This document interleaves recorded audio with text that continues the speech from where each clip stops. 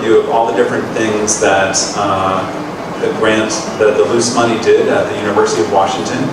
I thought I'd just kind of give you a sense of all of these because it was a complicated mix of activities put together. And I want to talk a bit about how I felt certain things worked well and other things not as well.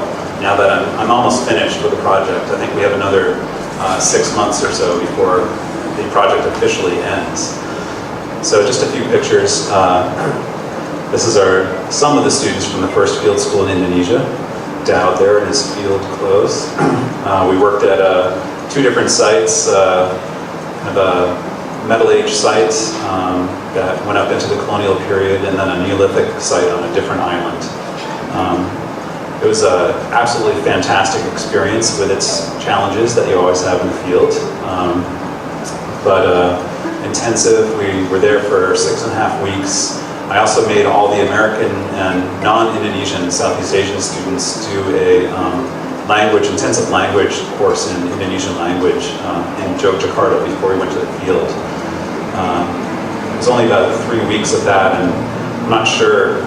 Some of the students did learn some Indonesian, some of them didn't learn so much Indonesian, but they got to meet their Indonesian students and build those relationships. This is from Palawan, from the Philippines in 2010. Quite a bit bigger crowd. We had the 5 students from University of Hawaii. I learned about methods, I learned about theory, excavation. Yes, even the method is a little bit different from Cambodia, but it's good to understand and we can meet together for better record in archaeological study. A new experience, new methods and new theoretical about archaeology. This is a little bit of a different presentation. I'm glad to see that we have such variety. Peter's, it was a very wonderful and elegant presentation of how his university and he used his grant. Laura's was a great example of one of the projects that's come out of the grant. I wanted to take advantage of this opportunity to talk just a little bit about the roots of Americanist interest in Southeast Asia, give a little credit to our forebears because of the audience I see, if I know how to advance this. And then I will talk just briefly about our loose institutional grant and some of the work we've done, and ask for some feedback directly, because that was one reason why I worked on getting funding for this workshop. So we did quite a bit of work, in fact, I think 10 field seasons in this area in southern Cambodia. And what was useful about the project in terms of the Luce grant is, first of all, Luce did fund a $100,000 grant in the early 90s to bring some of the Cambodians to the University of Hawaii for training. And it also inspired me to think about ways to do more training. I got funded by Luce to do a translation on a book written by Chow Hai Ham. The title is Early Culture of Mainland Southeast Asia. Translate into from English to Khmer. It is very important that Luce provided this grant because we don't have enough document in Khmer language, so that the researcher, student as well, don't have access to read the technical document in English. A lot of documents written in foreign language, like mainly English and French. So the student and researcher who do not know English and French have difficulty to research and to continue their career.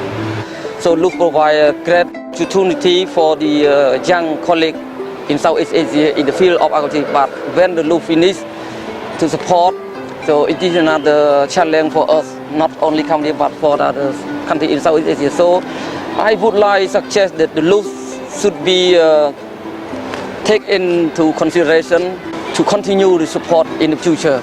What I'm going to talk mostly about is one of our field programs that we've been doing. And I have my 2 collaborators here with me, so they're going to help me talk about the benefits of what we did in the Bakong area of the Philippines. There are so many experiences when I received the Luz grant and during my visit in Michigan. From an academic perspective, I was able to meet with Southeast Asian scholars, Carla Sinopoli, who's a good ceramicist, good archaeologist working in India, Filipino scholars who are now residing in Michigan and working at the University of Michigan. I was able to observe how they store the vessels, how to store materials, which I can apply to ASP, to my home unit. In 2008, the University of Pennsylvania Museum received a Luce institutional grant for collaborative research and training in Southeast Asian archaeology. First of all, the grant enabled several multinational, multi-institutional, and multidisciplinary field seasons to take place in Laos. These seasons focused on training of local Lao cultural heritage managers, as well as some other Southeast Asian archaeologists in basic archaeology, plus a lot of supplementary disciplines such as GIS, we did database management, flotation, many skills that are required in the modern day archaeological research program. I can get experience, more experience from Dr. Joyce Wai from MF team, and can get experience from the international team. I mean the expert from the other country in Southeast Asia country and Europeans. That is benefit to learn different methodology, technology, collaborative training together for the archaeologists around the world together. Yeah. I have more experience on the cultural difference. So how to adapt to the new environment, how to adapt to the new undergrad student in America.